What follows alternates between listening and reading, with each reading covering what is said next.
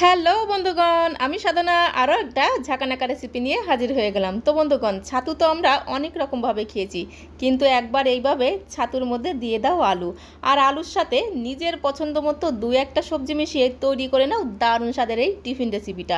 বানানো একদমই সোজা আর খেতে হয় দুর্দান্ত। বাড়ির ছোট থেকে বড় সবাই ভীষণ মজা করে খাবে। তো চলো আর দেরি না করে রেসিপিটা শুরু করা যাক। ছাতু দিয়ে দারুণ স্বাদের এই টিফিন রেসিপিটি বানাতে এখানে আমি নিয়েছি 1 কাপ ছোলার ছাতু। তো এখানে 150 গ্রাম ছোলার ছাতু আছে। ছাতুর পরিমাণটা তোমরা কম বেশি করতে পারো, তাতে কোনো সমস্যা নেই। এবারে দেখো, ছাতুটাকে একটা মিক্সিং বোলের মধ্যে আমি ঢেলে দিলাম। ছাতু অনেক রকমের হয়, তবে এখানে আমি ছোলার ছাতু নিয়েছি, কারণ ছোলার ছাতু খেতে কিন্তু ভীষণ টেস্টি হয়। ছাতু আমরা জলে গুলে খেয়েছি, ছাতু শরবত খেয়েছি, কিন্তু ছাতুর মধ্যে আলু দিয়ে এই মজার টিফিনটা একবার হলেও তোমরা বানিয়ে খেয়ে দেখতে পারো, খেতে দুর্দান্ত লাগে। তো তার জন্য লাগবে একটা আলু। এখানে একটা মিডিয়াম সাইজের আলুকে এইভাবে ছোট্ট ছোট্ট টুকরো করে কেটে নিয়েছি। যেমন করে আমরা আলু পোস্ত করি ঠিক সেই রকম ছোট্ট ছোট্ট টুকরো করে কেটে নিয়েছি। তারপরে চলে যেতে হবে আমাদের কড়াইয়ের কাছে। গ্যাসের ফ্লেম জ্বালিয়ে দিয়ে কড়াইটাকে প্রথমে ভালো করে গরম করে নিয়েছি। তারপরে দিয়ে দিলাম মাত্র 2 চামচ সাদা তেল। খুব বেশি তেল দেওয়ার প্রয়োজন নেই। তেল গরম হয়ে গেলে তেলের মধ্যে হাফ চামচেরও কম দিয়ে দিলাম গোটা জিরে ফোড়ন, 2টো কাঁচা লঙ্কা ফোড়ন, আর দিয়ে দিচ্ছি কয়েকটা কারি পাতা ফোড়ন। তো কারি পাতা দিলে খুব সুন্দর একটা ফ্লেভার হবে, সেজন্য আমি কারি পাতাটা দিলাম। এবারে মশলাটাকে একটু ঘোটানাটা করে ভেজে নিতে হবে। ভাজা মশলা থেকে যখন খুব সুন্দর একটা ঘ্রাণ বেরোবে, তখন এর মধ্যে আমি দিয়ে দিচ্ছি একটা পেঁয়াজ। একটা বড় সাইজের পেঁয়াজকে এইভাবে ঝিরিমিরি ঝিরিমিরি করে কেটে রেখেছিলাম। সেই ঝিরিমিরি পেঁয়াজটাকে একটু লাল লাল করে ভেজে নিতে হবে। তো খুন্তি দিয়ে খুব সুন্দর করে একদম ঘোটানাটা ঘোটানাটা করে পেঁয়াজটাকে একটু লাল লাল করে ভেজে নিয়েছি। পেঁয়াজটাকে হালকা লাল করে ভাজা হয়ে গেলে এর মধ্যে দিয়ে দেবো অর্ধেকটা ক্যাপসিকাম কুচি, অর্ধেকটা গাজর কুচি, আর দিয়ে দেবো অর্ধেকটা টমেটো কুচি। তবে তোমরা তোমাদের পছন্দ মতো সবজি এখানে অ্যাড করে দিতে পারো, তাতে কোনো সমস্যা নেই। স্বাদ অনুসারে একটু লবণ দিয়ে দিতে হবে, আর দিয়ে দিতে হবে সামান্য একটু হলুদ গুঁড়ো। তারপরে খুন্তি দিয়ে খুব সুন্দর করে একটু মিশিয়ে নিতে হবে। সবজিটাকে সমস্ত কিছুর সঙ্গে খুব ভালো করে মেশানো হয়ে গেলে এর মধ্যে দিয়ে দেবো সেই ছোট ছোট টুকরো করে কেটে রাখা আলু। আলুটাকে আবারও খুব সুন্দর করে সমস্ত কিছুর সঙ্গে ভালো করে ঘোটানাটা করে মিশিয়ে নেব।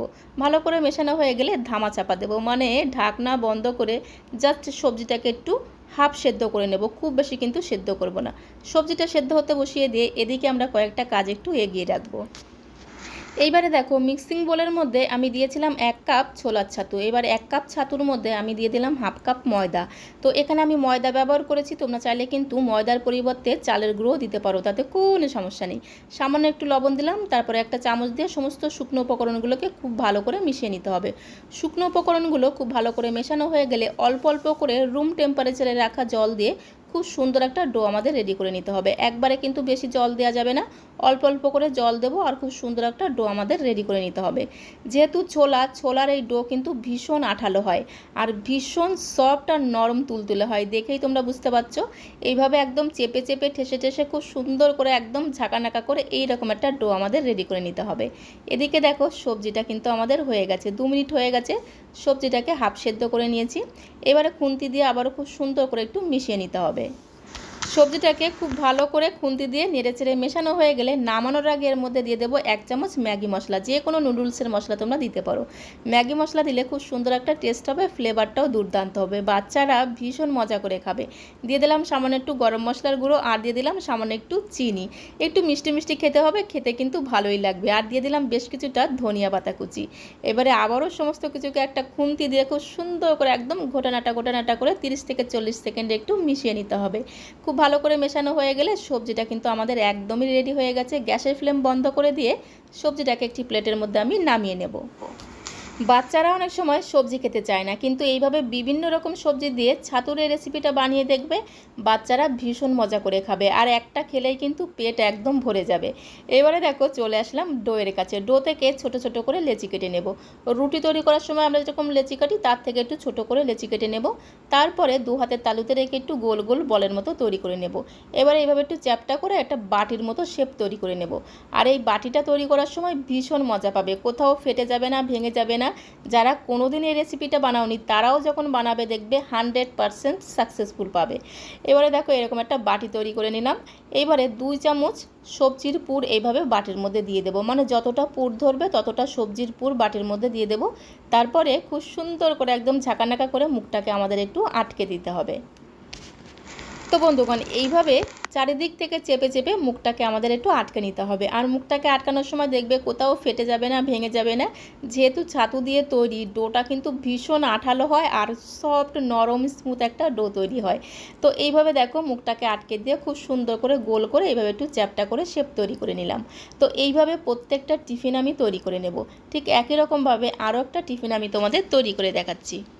ঠিক একই রকমভাবে একটু লেচি কেটে নেবে, তারপরে গোল গোল বলের মতো করে এইভাবে বাটি তৈরি করে নেবে। আর বাটিটা কতটা সফট হয়েছে, ভাঁজ করলে দেখবে বাটিটা ভেঙে যাবে না। এবার পুট ভরে এইভাবে কিন্তু মুখটাকে আটকে দিতে হবে। তারপরে ঠিক একই রকমভাবে দু হাতের তালুতে রেখে একটু গোল গোল বলের মতো করে এইভাবে একটু চ্যাপটা শেপে তৈরি করে নিতে হবে। তো দেখো এইভাবে প্রত্যেকটা টিফিন আমি রেডি করে নিয়েছি। তো বন্ধুগণ, মাত্র 1 কাপ ছাতুতে আমি এই 6টা টিফিন রেডি করতে পেরেছি। তোমরা যদি টিফিনের পরিমাণটা আরেকটু বাড়াতে চাও, সেক্ষেত্রে ছাতু আর ময়দার পরিমাণটা আরেকটু বাড়িয়ে দেবে। এবারে দেখো এগুলোকে আমাদের ভেজে নিতে হবে। তার জন্য চলে আসতে হবে কড়াইয়ের কাছে। গ্যাসের ফ্লেম জ্বালিয়ে দিয়ে কড়াইতে আমি বেশ কিছুটা সাদা তেল গরম হতে বসিয়ে দিয়েছিলাম। আর তেলটা যখন গরম হয়ে যাবে, গরম তেলের মধ্যে একে একে সমস্ত টিফিনগুলোকে আমরা দিয়ে দেবো। তো খুব সুন্দর করে একদম ঝাঁকানাকা করে সমস্ত টিফিনগুলোকে গরম তেলের মধ্যে দিয়ে দিতে হবে। তারপরে গ্যাসের ফ্লেম মিডিয়ামে রেখে এই টিফিনগুলোকে আমাদের একটু এপিট ওপিট উল্টে পাল্টে ভেজে নিতে হবে। টিফিনগুলোকে তেলের মধ্যে দেওয়ার পরে এইভাবে খুন্তি দিয়ে একটু তেল ছিটিয়ে দেবে উপরে, দেখবে টিফিনগুলো একদম ফুলে ডবল হয়ে যাবে।